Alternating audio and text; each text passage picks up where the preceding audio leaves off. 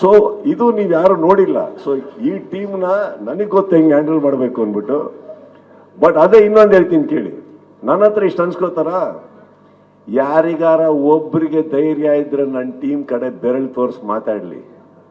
ಒಬ್ರಿಗೆ ಆ ಹೋಟೆಲ್ ಲಾಬಿಯಲ್ಲಿಂದ ಹಿಡಿದು ಡಗೌಟ್ ವರೆಗೂ ಕರ್ನಾಟಕ ಬುಲ್ಡೋಸರ್ ಅಂದ್ರೆ 1 ಮೈಲಿ ದೂರ ಇರ್ತಾರೆ. ಯಾರು ಬರಲ್ಲ. ಕಾರಣ ಏನಂದ್ರೆ ಅಷ್ಟು ಒಳ್ಳೆಯವರು ನಾವು. ಸರ್, ನೀವು ಕೂಡ ಡ್ಯಾನ್ಸ್ ಮಾಡ್ಕೊಂಡು ಹೋಗಿ ಹೋಗ್ತೀರಾ, ಪ್ರಿಯಾ ಮೇಡಮ್ ಅವರು ಕೂಡ ಡ್ಯಾನ್ಸ್ ಮಾಡ್ಕೊಂಡು ಹೋಗ್ತಾರೆ. ನಿಮ್ಮ ಜೊತೆ ನಾವು ಅವ್ರನ್ನ ಯಾವತ್ತು ಅಷ್ಟು ಜೋಶಾಗಿ ನಾವು ನೋಡಿರಲಿಲ್ಲ. ಹ್ಯಾಪಿಯಾಗಿರ್ತಾರೆ, ಬಟ್ ಡ್ಯಾನ್ಸ್ ಎಲ್ಲ ಮಾಡ್ಕೊಂಡು ಹೋಗಿ ಅವಾರ್ಡ್ನ ತಗೋತಾರೆ. ಸರ್, ಗೊತ್ತಿದ್ದೇನೋ ನಿಜವಾಗ್ಲೂ ಈ ಸತಿ ವಾತಾವರಣ ತುಂಬ ಚೆನ್ನಾಗಿತ್ತು ಸರ್. ಟೀಮಲ್ಲಿ ನಾವು ಗೆಲ್ತೀವಿ ಗೆಲ್ಲಲ್ಲ ಇದೆಲ್ಲ ಅನುಭವಿಸಿದ್ವಿ. ಬಟ್ ಈ ಸತಿ I think the mind set ಪ್ರತಿಯೊಬ್ಬರದು ತುಂಬ ಚೆನ್ನಾಗಿ ಆಡಿದ್ರು. ಫಾರ್ ಎಕ್ಸಾಂಪಲ್ ಒಂದು ಮಾತು ಹೇಳ್ತೀನಿ ಕೇಳಿ. ಮೊದಲನೇ ಮ್ಯಾಚ್ ಸ್ಟಾರ್ಟ್ ಆಗುತ್ತೆ 35 for 5. ಮ್ಯಾಚೇ ಮುಗಿದೋಯ್ತು ಅಂತ ಆ್ಯಕ್ಚುಲಿ ಡಗೌಟಲ್ಲಿ ಅವತ್ತು ಸ್ಟಾರ್ಟ್ ಆಗಿದ್ದು ಕೇಳಿ. ಅವತ್ತು ಸ್ಟಾರ್ಟ್ ಆಗಿದ್ದು ಅಲ್ಲಿ ಎಲ್ಲರೂ ಡಲ್ ಆಗಿಬಿಟ್ಟಿದ್ರು. ಫಸ್ಟ್ ಮ್ಯಾಚ್ ವಾಪಸ್ ಬಂದಾಗ ಒಂದು ಮಾತು ಹೇಳ್ತೀನಿ ನಾನು ಎಲ್ಲರಿಗೂ, ಯಾಕೆ ಹೆದರು ಸಾಯ್ತಾ ಇದ್ದೀರಾ? 170 ಹೊಡಿತೀವಿ ನಾವು, ಎಲ್ಲ ಚೇರ್ ಮಾಡಿ. ಅಂಡ್ ಇನ್ನೊಂದು, ಕ್ಯಾಮ್ರಾ ಇರೋ ಕಡೆ ಯಾವತ್ತು ಕರ್ನಾಟಕ ಬುಲ್ಡೋಸರ್ಸ್ ಡಲ್ಲಾಗಿ ಕುತ್ಕೋಬೇಡಿ. ಸೋತ್ರು ಪರವಾಗಿಲ್ಲ, ಇದು ನಮ್ಮ ವ್ಯಕ್ತಿತ್ವ ಅಲ್ಲ. ಅವಾಗ ಚಿಯರಿಂಗ್ ಸ್ಟಾರ್ಟ್ ಮಾಡ್ತಾರೆ. ಒಬ್ಬ ಕರ್ಣ ಸರ್ ಹೋಗ್ಬಿಟ್ಟು ಅವತ್ತು ಹೊಡೆದು 170ಕ್ಕೆ ನಿಲ್ಲಿಸ್ತೀವಿ. ಏನಕ್ಕೆ ಹೇಳ್ತಾ ಇದ್ದೀನಿ ಅಂದ್ರೆ, ಇದನ್ನ ಯಾವುದೋ ಒಂದು ಮೂಮೆಂಟ್ ಸಾಕು ನನ್ನ ಗೇಮ್ ಚೇಂಜ್ ಆಗಿ. ಬಟ್ ನಾವು ಉದ್ದ ಮುಖ ಇಟ್ಕೊಂಡು ಮ್ಯಾಚ್ ಸೋಲೋಕ್ಕಿಂತ ಮುಂಚೆನೆ ನಾವು ಸೋತ್ರೆ ಅಲ್ಲಿ ಸೋತ್ವಿ ನಾವು. ಅವತ್ತು ಒಂದು ಪ್ರೋತ್ಸಾಹ ಉತ್ಸಾಹ ಬರುತ್ತೆ ಎಲ್ಲರಿಗೂ. Next match batting bowling fail ಆಗುತ್ತೆ.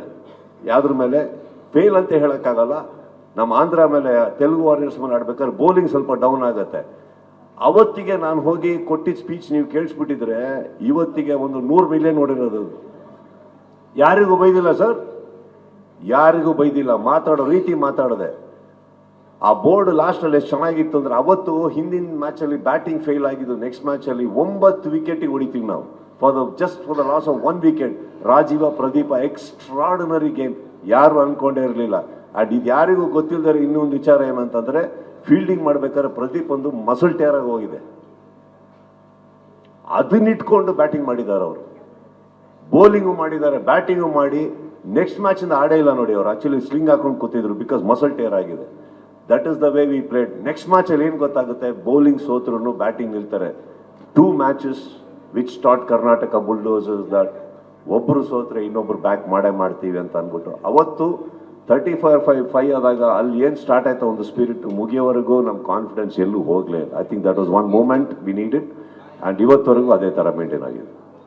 ರಾಜು ಗೌಡ್ರ ಬಗ್ಗೆ ಏನ್ ಹೇಳ್ತೀರಿ ಸರ್? ಆರಂಭದಿಂದ ಅಂತ್ಯದವರೆಗೂ ಜೊತೆಲೇ ಇದ್ರು. ನಮ್ಮ ಬೆಸ್ಟ್ ಚೇರ್ ಲೀಡರ್.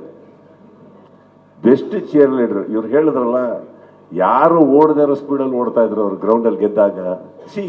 ಅವ್ರಿಗೆ ಅವಶ್ಯಕತೆನೇ ಇಲ್ಲ. ಅವರಿಗೆ ನಮ್ಮ ರಂಜಿತ್ಗೆ, ಜಗದೀಶ್ ಅವ್ರಿಗೆ ಅವಶ್ಯಕತೆನೇ ಇಲ್ಲ. ಕೆಲಸ ಕಾರ್ಯಗಳನ್ನ ಬಿಟ್ಕೊಂಡು ಅಲ್ಲಿ ಬಂದು 3 ದಿನ ಮುಂಚೆನೆ ನಮ್ಮೊಟ್ಟಿಗೆ ಇತ್ಕೊಂಡು ಟೀಮಲ್ಲಿ ಮಾಡ್ಕೊಂಡು for any time okay, 1 match okay sir, ಇಡೀ tournament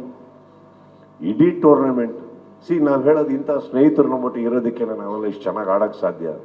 they have been great spirits. ಅಂದರೆ ನಾವೆಲ್ಲ ಅವ್ರನ್ನ ನಮ್ಮ ಚೇರ್ ಲೀಡರ್ಸ್ ಅಂತ ಕರಿತಾ ಇದ್ವಿ. ಅದಕ್ಕೆ ನಮಗೆ ಬಂದಿರೋ ಎಂಟರ್ಟೈನ್ಮೆಂಟ್ ಟ್ರೋಫಿ ಎಲ್ಲ ನಾನು ಅವ್ರಿಗೆ ಕೊಡ್ತಾ ಇದ್ದೆ. ಐ ಥಿಂಕ್ ನೀವು ನೋಡಿರ್ತೀರಿ ನಮ್ಮ ಪಕ್ಕ ಈ ರಾಜಗೌಡರು ಅವ್ರು ಮಾತ್ರ ಬರಲಿಲ್ಲ, ಈ ವಾಸ್ತು ಶಾಸ್ತ್ರ ಅನ್ನೋದನ್ನು ತಂದಿದ್ರು.